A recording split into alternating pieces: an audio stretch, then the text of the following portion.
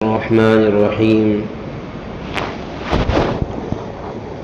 الحمد لله وكفى وسلام على عباده الذين اصطفى وصل وسلم مبارك على نبينا المصطفى وعلى آله وأصحابه نجوم الهدى وقادة التقى. اللهم وفقنا لما تحب وترضى من القول والعمل وجنبنا الفواحش والمعاصي والخطايا والزلل. اللهم آثرنا وأكثرنا وأصلح لنا شأننا كله، لا إله إلا أنت.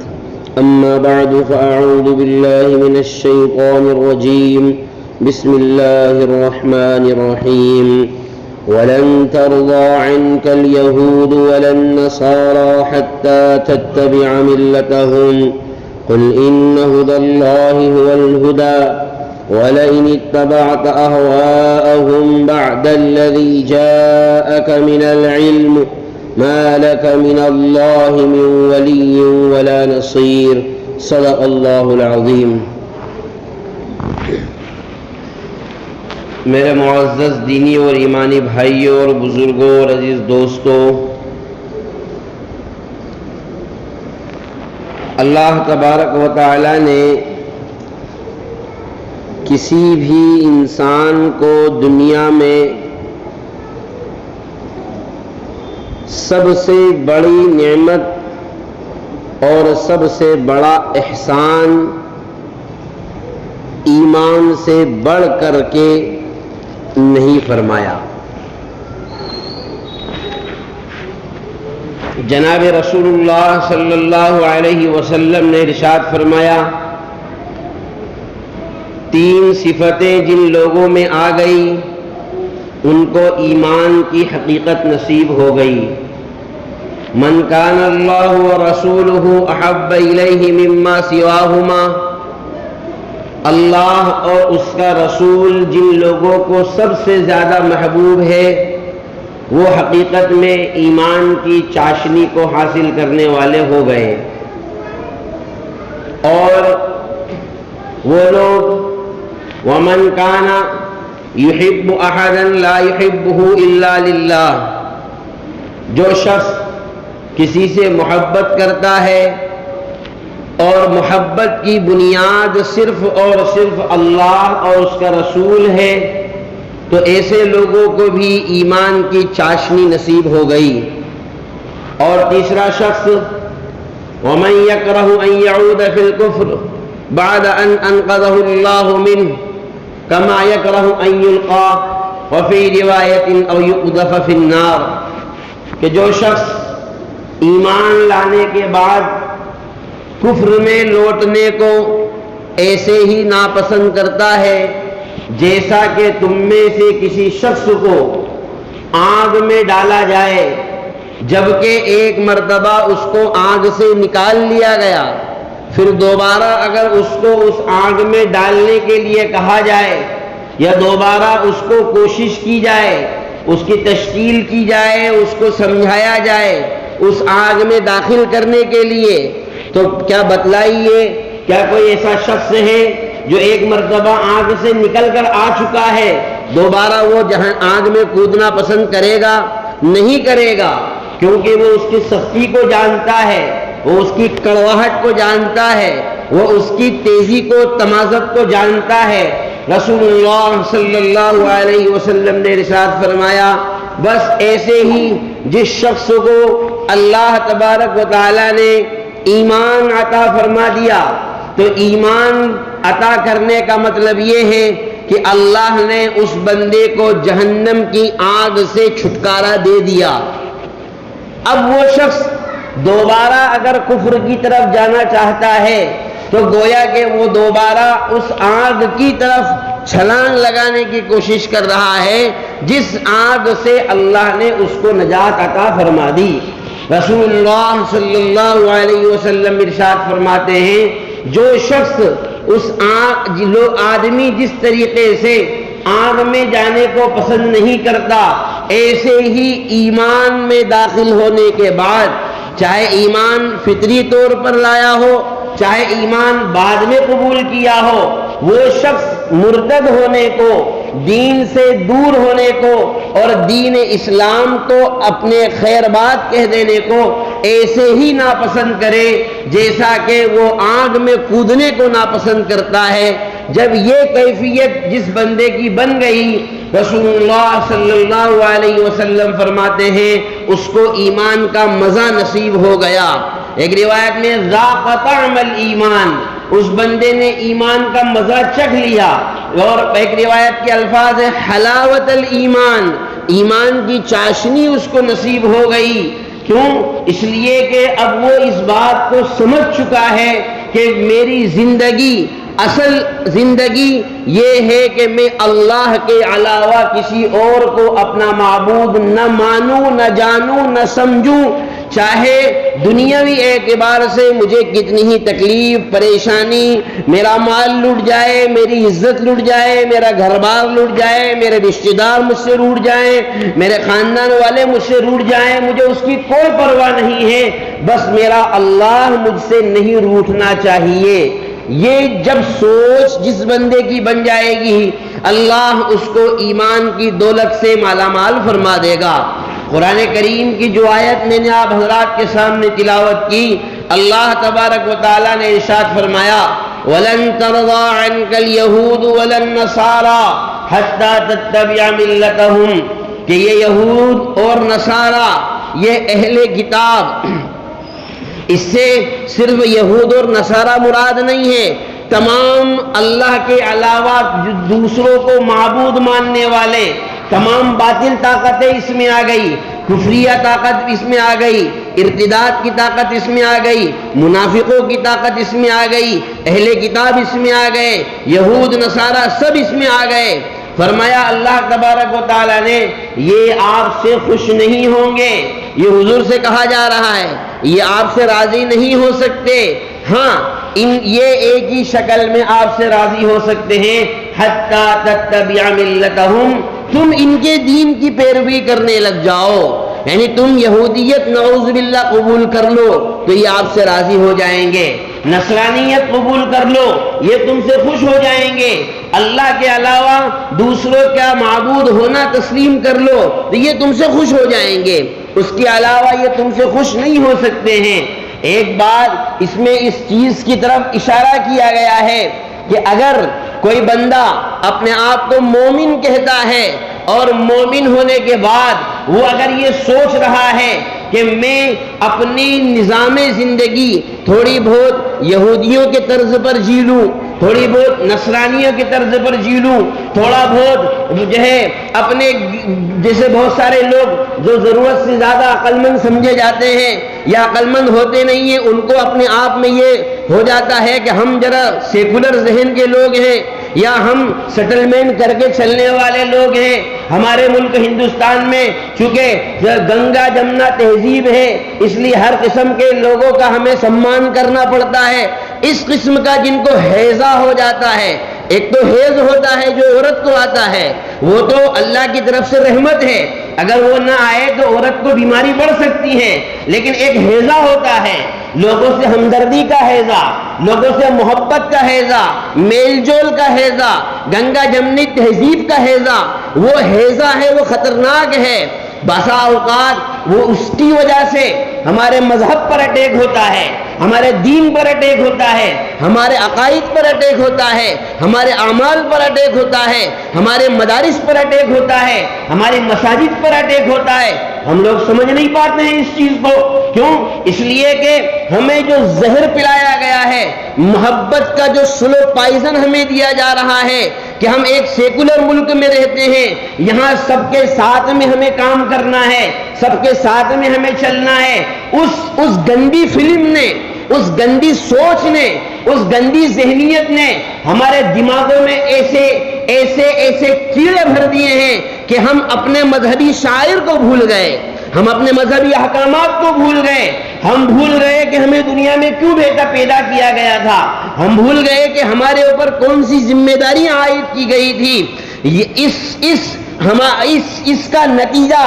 آج جو کھل کر ہمارے سامنے آ رہا ہے، اور باطل طاقتوں کی جو منظم سازش اور ان کی جو سوچی سمجھی اسکیم اور جو ان کی ایک پلاننگ تھی کہ مسلمان نوجوان بچوں میں ارتداد کی لہر کو دوڑانا ہے، ان کے اندر سے مال تو ہمارے ختم کر دیے گئے، جاگیریں ہماری ختم کر دی گئی، عزتیں ہماری پامال کر دی گئی، ہماری بہن بیٹیوں کی عزتوں کو نیلام کر دیا گیا، ہماری ماں بہن بیٹیوں کی عزتیں لوٹ لی گئی، اب ہمارے پاس کچھ بھی نہیں بچا ہے، نہ مال بچا ہے، نہ حکومتیں بچی ہیں، نہ طاقتیں بچی ہیں، نہ ثروتیں بچی ہیں، نہ ایسی جائیدادیں بچی ہیں۔ سچر کمیٹی کی رپورٹ کے مطابق اس ملک میں سب سے زیادہ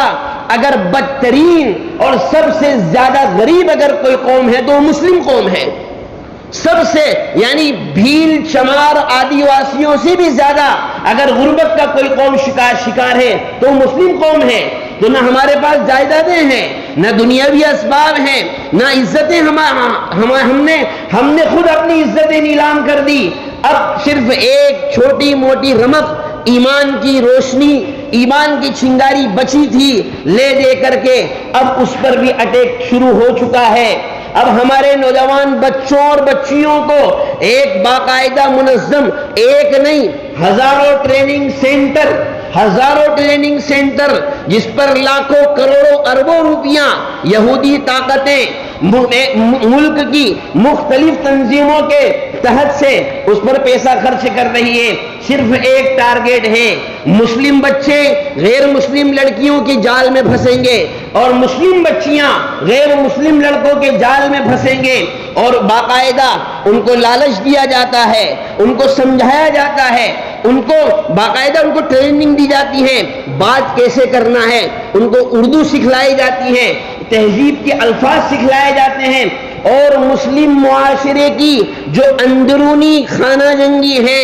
کہ مسلم معاشرہ اپنے گھر میں آنے والی بہوؤں کے ساتھ کیا سلوک کر رہا ہے، مسلم معاشرے میں بہوؤں کے ساتھ کیا ظلم و زیادتیاں کی جا رہی ہیں، کہیں کسی کو تیل ڈال کر جلا دیا گیا، مسلم معاشرے میں کہیں جہیز کی ڈیمانڈ کی جا رہی ہے، یہ ساری داستانیں ان بچیوں کے سامنے رکھ کر کے ان کے ذہن و دماغ کو اسلام سے کنورٹ کیا جاتا ہے۔ ہم تمہیں یہ زندگی دیں گے، ہم تمہیں ایسا رکھیں گے، ہم تمہیں ایسی صفات اور ایسے مکانات دیں گے، یہ تمہیں یہ فلاں جگہوں پر گھمائیں گے، اور وہ بچیاں چونکہ ماں باپ کی طرف سے کمزوری ہماری ہے، غلطی ہماری ہے، قصوروار ہم ہیں، ہماری طرف سے نہ اس کی طرف کوئی توجہ کی جاتی ہے، نہ ماں باپ کوئی توجہ کرتے ہیں، باپ کا کام ہے دنیا کمانا، وہ دنیا کمانے میں چلے جاتا ہے، ماں کا کام ہے، ماں بچیوں کی غلطیاں دیکھتی ہے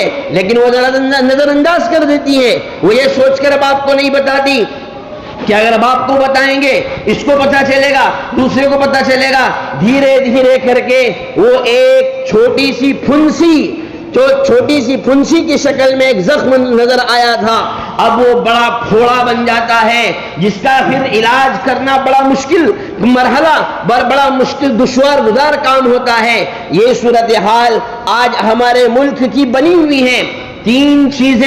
تین باتوں نے اس پر سب سے زیادہ بگاڑ ہمارے مسلم معاشرے کے اندر پیدا کیا ہے۔ سب سے پہلی بات، ہمارے ملک کا جو مخلوط نظام تعلیم ہے جس میں لڑکے اور لڑکیاں سب ایک ساتھ پڑھتی ہیں، بتائیے 10 سال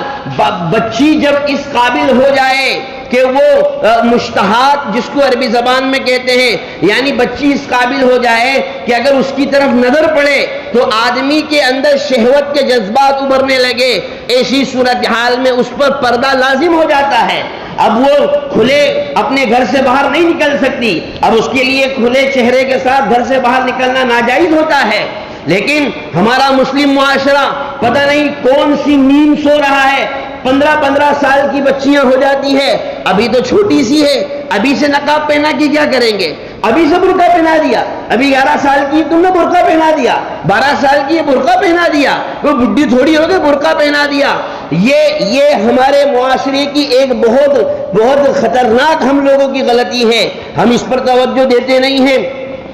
تو یہ جو مخلوط نظام تعلیم ہے اس نے اس ملک میں سب سے زیادہ کباڑہ کیا، اور بربادی کے لیے یہ اتنا ایک نظام کافی تھا، لیکن اس پر ہمارے معاشرے کے ایک انگریزی تعلیم کے جنون نے، ہر آدمی کو ایک جنون سوار ہے، کچھ بھی ہو جائے بچی کو اتنا تو پڑھانا ہی ہے، 10ویں تک تو پڑھانا ہی ہے، 12ویں تک تو پڑھانا ہی ہے، گریجویٹ تو کروانا ہی ہے۔ یہ اس جنون نے ہماری بچیوں کو اس دہانے پر لا کر کھڑا کر دیا کہ وہ ہوشیار ہو جاتی ہے، سیانی ہو جاتی ہیں، ان کے اندر کے جذبات بھڑکنے لگتے ہیں، ماں باپ ان کی طرف توجہ نہیں دیتے، پھر وہ غیر محرم لڑکوں سے ان کی نگاہیں ملتی ہیں، وہ مسلمان ہے یا کافر ہے اس سے کوئی مطلب نہیں، نگاہیں ایک مرتبہ مل گئی پھر اس سے چھڑانا اس کے لیے دشوار گزار کام ہو جاتا ہے۔ تو ایک سب سے پہلے میرے بھائیوں، ہم اپنا نظام تعلیم اگر ایسا بنا سکتے ہیں کہ ہماری بچیوں کو کسی کے ساتھ خلط ملط ہو کر تعلیم حاصل نہیں کرنا پڑے تب تو ہم بنائیں، اور اگر ہمارے پاس ایسا نظام تعلیم نہیں ہے، اگر ہمارا مسلم معاشرہ اتنا کمزور ہے کہ وہ ایسا نظام تعلیم ہماری بچیوں کو نہیں دے سکتا، تو آپ میری بات کو ہضم کرو یا نہ کرو، میری بات سے اتفاق کرو یا نہ کرو، ایسی نظام تعلیم سے ہماری بچیاں انگوٹھا چھاپ رہ جائے، وہ ان پڑھ جاہل گنوار کہلائے دنیاوی اعتبار سے، یہ ہمارے لیے بہتر ہے اس بات سے کہ وہ پڑھی لکھی کہلائے اور کسی کافر کے ساتھ فرار ہو کر بھاگ جائے۔ یہ ہمارے لیے بڑا مسئلہ ہے۔ اس لیے ایک سب سے پہلے تو ہم اگر اپنے بچیوں کو پڑھانا چاہتے ہیں تو ایسا نظام تعلیم تیار کریں جس میں صرف اسلامی تہذیب ہو، اسلامی ثقافت ہو، اسلامی تمدن ہو، اسلامی کلچر ہو، اسلامی معیار ہو، اور اگر نہیں کر سکتے ہیں تو ہم اپنی بچیوں کو گھر میں بٹھا کر رکھیں۔ خدا کے واسطے مخلوط نظام تعلیم کے حوالے اپنے بچیوں کو ہرگز نہ کریں، ورنہ آج ایسی جگہوں سے، ایسے گھرانوں سے مسلم لڑکیوں کے مرتد ہونے کی، کافروں کے ساتھ، ہندوؤں کے ساتھ بھاگنے کی شکایتیں ہیں کہ آپ تصور نہیں کر سکتے ہیں، ہمارے اور آپ کے پیروں تلے زمین کھسک جائے گی، فلاں محلے سے لڑکی بھاگ گئی، فلاں صاحب کے گھر سے لڑکی بھاگ گئی۔ کیوں؟ اس لیے کہ ماں باپ نے توجہ نہیں دی، ایک جنون سوار تھا کہ یہاں تک کہ پڑھانا ہے۔ اور یہ کیوں پڑھاتے ہیں؟ اس لیے پڑھاتے ہیں کہ ہمارے اس مسلم معاشرے نے لڑکیوں کے رشتوں کی بنیاد دنیاوی تعلیم کو بنایا ہوا ہے۔ سب سے پہلا سوال یہی کرتا ہے، لڑکی کہاں تک اسکول پڑھی ہوئی ہے، کتنی پڑھی ہوئی ہے؟ گویا کہ یعنی لڑکی پیدا کرنا نعوذ باللہ ثم نعوذ باللہ ماں باپ کے لیے جہنم بنا دیا ہے۔ یعنی ماں باپ کی غلطی ہو گئی کہ ان کے ہاں لڑکی کیسے پیدا ہو گئی، یہ گویا کہ بڑا جرم عظیم ہو گیا ہمارے لیے۔ اس لیے میرے بھائیوں، اس چیز کی سخت سے سخت فکر کرنے کی ضرورت ہے۔ اور دوسرا سبب جو میرے اپنے ناقص خیال میں ہو سکتا ہو، اس سے بھی بڑا ہو، آپ لوگ پتہ نہیں اس سے اتفاق رکھیں یا نہ کریں، دوسرا سبب لڑکیوں کو نوکری کرانے اور لڑکیوں کو یہ جو انگریزوں کا دیا ہوا ایک نعرہ ہے، لڑکا لڑکی ایک سمان، مرد عورت ایک سمان، میاں اور جو ہے لیڈیز جینٹس ایک جیسے ہونا چاہیے، لڑکا کماتا ہے لڑکی بھی کماؤ ہونا چاہیے، لڑکا نوکری کرتا ہے لڑکی بھی نوکری کرنا چاہیے، اس بھوت نے اور اس جن نے اور اس خبیث اور گندی ذہنیت نے ہماری بچیوں کو بے پردہ کر کے روڈوں پر لا کر، چوراہوں پر لا کر کھڑا کر دیا، اور ہم اس کی طرف بالکل توجہ نہیں دے رہے ہیں۔ بڑے فخر کے ساتھ، یعنی ایک باپ اپنی لڑکی کو پڑھاتا ہے اور اس کی لڑکی اب باپ کے سامنے غیر محرموں سے اور جو ہے ایسی گندی نگاہ اور گندی سوچ رکھنے والوں سے ہائے ہیلو کر رہی ہے، ہاتھ ملا رہی ہے، وہ اس کے گلے میں ہاتھ ڈال کے گھوم رہا ہے، وہ ان کی خدمت کر رہی ہے نیم مہریاں لباس کے ساتھ، اور باپ فخر محسوس کر رہا ہے، تو کیا بڑے فخر سے کہہ رہا ہے یہ میری بیٹی ہے، یہ میری بیٹی ہے، یہ فلاں جج ہے، یہ فلاں وکیل ہے، یہ فلاں وہ ہے۔ میرے بھائیوں، یہ کسی بھی انسان میں یہ صورتحال جبھی پیدا ہو سکتی ہے جب اس کے اندر کا ایمانی ضمیر پوری طریقے سے مردہ ہو چکا ہو، جب ایمان اس کے دل سے پوری طریقے سے ختم ہو چکا ہو، تبھی یہ صورتحال پیدا ہو سکتی ہے۔ تو ایک دوسری خرابی جو مسلم قوم کی بچیوں نے اور ان کے ماں باپوں نے ایک جنون جو ان کے دماغ میں سوار ہے، اپنی بچیوں کو نوکریاں کروائیں گے، اپنی بچیوں کو جو ہے مارکیٹوں میں بھیجیں گے، اپنی بچیوں کو آفیسوں میں بھیجیں گے، اپنی بچیوں کو غیر محرموں کے ساتھ میں کھلم کھلا آزادی دیں گے، اس چیز میں ہماری مسلم ہزاروں مسلم بچیاں، یہ بیماری چھوٹے گاؤں میں کم ہے، بڑے شہروں میں روزانہ سینکڑوں کیس ایسے آتے ہیں، لڑکی مسلم ہے، لڑکا غیر مسلم ہے، ماں باپ ذرا سا دباؤ بناتے ہیں، لڑکی کہتی ہے میں بالغ ہوں، مجھے کوئی نہیں روک سکتا، آپ اپنے ساتھ نہیں رکھیں گے، میں ان کے ساتھ، ان کے مذہب کے ساتھ میں رہنے کے لیے تیار ہوں، اور نعوذ باللہ ثم نعوذ باللہ وہ ارتداد کا شکار ہو جاتی ہیں اور ہم کچھ نہیں کر سکتے ہیں۔ اور تیسرے نمبر پر جس چیز نے سب سے زیادہ مسلم معاشرے کی لڑکیوں کا کباڑہ کیا ہے وہ پرسنل ٹیوشنز، اور کیا بولتے ہیں اس کو، کوچنگ کلاس، وہ کوچنگ کلاسیں جہاں ہم اپنی جوان بچیوں کو، ظاہر سی بات ہے جانا تو اسی حال میں جس حال میں وہ بلائیں گے، وہ اگر آدھے کپڑے پہن کر بلائیں گے تو ہم کو آدھے کپڑے میں بھیجنا پڑے گا، وہ اگر نعوذ باللہ ثم نعوذ باللہ اگر ننگا کر کے بلائیں گے تو بھی لوگ اس درجے بے حیائی کو پہنچ چکے ہیں کہ اپنی بچیوں کو اس حال میں بھی چھوڑنے کے لیے تیار ہیں، اس لیے کہ جنون سوار ہے۔ کائیں کا جنون سوار ہے؟ ایجوکیشن کا جنون سوار ہے، ایک بھوت سوار ہے، انگریزی تعلیم کا بھوت سوار۔ انگریزی زبان کو سمجھنے کو اگر اتنی ہی فخر کی بات ہوتی، 10 سے زیادہ، میں اپنی ناقص معلومات بتا رہا ہوں، 10 سے زیادہ ملک ایسے ہیں دنیا میں جو بڑی طاقت کہلاتے ہیں، لیکن وہ لوگ انگریزی زبان کو پسند ہی نہیں کرتے ہیں، ان کی اپنی زبان ہے۔ رشیا اپنی الگ زبان، رشا، وہ اس کا چلن ہے، انگریزی کو وہ لوگ پسند نہیں کرتے۔ جاپان اپنی زبان ہے، وہ اپنی زبان پسند کرتا ہے، وہ انگریزی کو پسند نہیں کرتا ہے۔ چائنا وہ اپنی زبان پسند کرتا ہے، چائنیز کو، وہ انگریزی زبان کو پسند نہیں کرتا ہے۔ تو کیا ان ملکوں نے ترقی نہیں کی؟ کیا انگریزی زبان نہیں؟ جبکہ اس میں سے اکثریت وہ ہے جو انگریزی نہیں جانتے ہیں، اکثریت ان کی اپنی زبان ہے، وہ اپنی ہر چیز میں، کورٹ میں، کچہریوں میں، اس میں اپنی زبان چلاتے ہیں، انگریزی نہیں چلاتے ہیں۔ یہ ہیضہ تو خالی ہندوستان والوں کو ہی ہوا کہ یہاں کورٹ میں ہندی نہیں بول سکتے، آپ ہندی نہیں بول سکتے، اس لیے کہ یہ آپ کی اپنی زبان ہے، کیونکہ انگریزوں کا موت پی کر آئے ہیں، اس لیے ان کی زبان بولنا پڑے گی، ایپلیکیشن ان کی زبان میں لکھنا پڑے گی۔ بڑا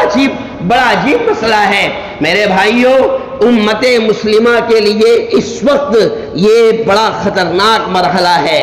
ہم اپنی بچیوں کی فکر ہم خود کریں۔ دیکھو، میں نعوذ باللہ ثم نعوذ باللہ نہ تو کسی کو طنز کر رہا ہوں، نہ کسی کو ٹارچر کر رہا ہوں، نہ کسی کو ٹارگٹ کر رہا ہوں۔ جس معاشرے میں آپ رہتے ہیں اسی معاشرے میں میں رہتا ہوں، جس معاشرے کے آپ ایک فرد ہیں اس معاشرے کا میں بھی ایک فرد ہوں۔ جیسے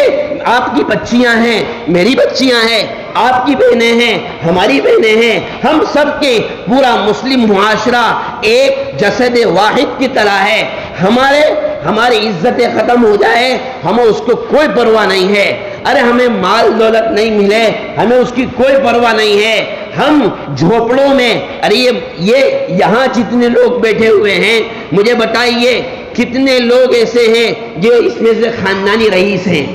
جنہوں نے بچپن سے آج تک مالداری دیکھی ہے، غریبی کبھی دیکھی ہی نہیں ہے۔ بتائیے ہے اکا دکا لوگ ہوں گے۔ یہ تو مال تو آج ہے کل نہیں ہے، یہ پکے مکانات آج ہے کل نہیں ہے، یہ زمین، یہ جائیدادیں، یہ ہمیں کوئی معنی نہیں رکھتی ہے۔ ہمارے لیے سب سے اہم اور سب سے قیمتی چیز ہمارا اور ہماری مسلم بچیوں کا ایمان کی حفاظت ہے۔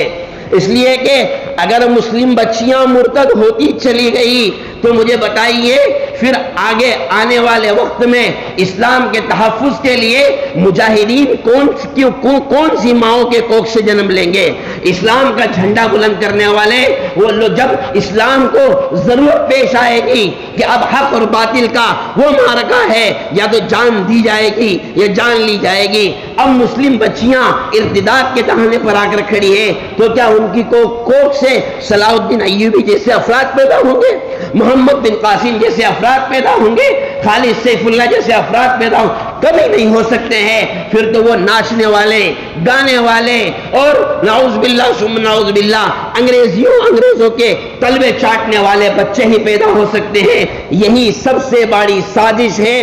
اور اس سازش کو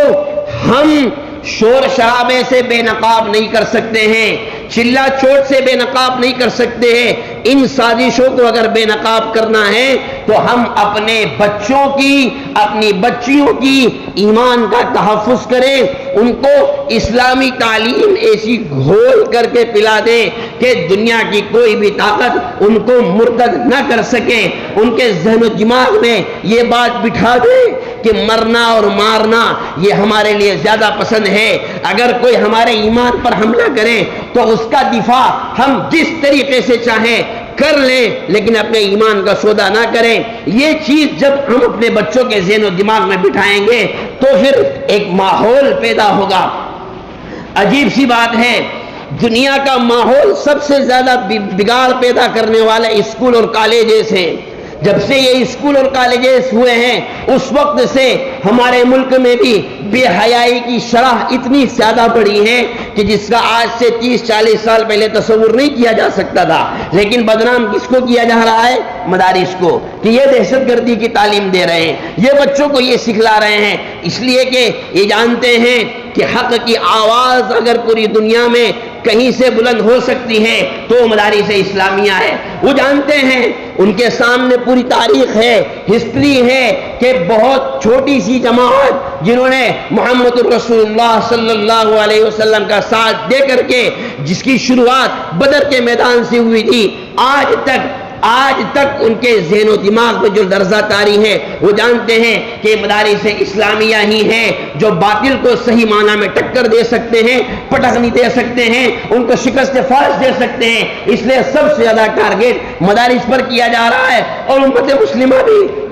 اس پر بڑے آرام سے سو رہی ہے اور بڑی مطمئن ہے۔ نہیں، ارے جو ہو رہا ہے کوئی غلط نہیں ہو رہا ہے، اپنے بچوں کی تعلیم کی فکر کرو۔ ہمارے بچے جاہل ہیں، کس چیز سے جاہل ہیں، کس چیز سے ناواقف ہے؟ دینی تعلیم کی فکر سب سے زیادہ ضروری ہے، سب سے اہم، اس لیے کہ اگر اس کی فکر نہ کی گئی تو گناہ اور ثواب الگ چیز ہے، اس کا سب سے آخری درجہ اور آخری غایت، آخری اسٹیج جہاں اگر ہمارا معاشرہ کھڑا ہو چکا ہے وہ ہے ان کا ارتداد، وہ ہے ان کا دین اسلام کو چھوڑ دینا۔ وہ وہاں اس آخری پڑاؤ پر آ کر امت کھڑی ہو چکی ہے۔ اس لیے میرے بھائیوں، ہم اپنی بھی فکر کریں،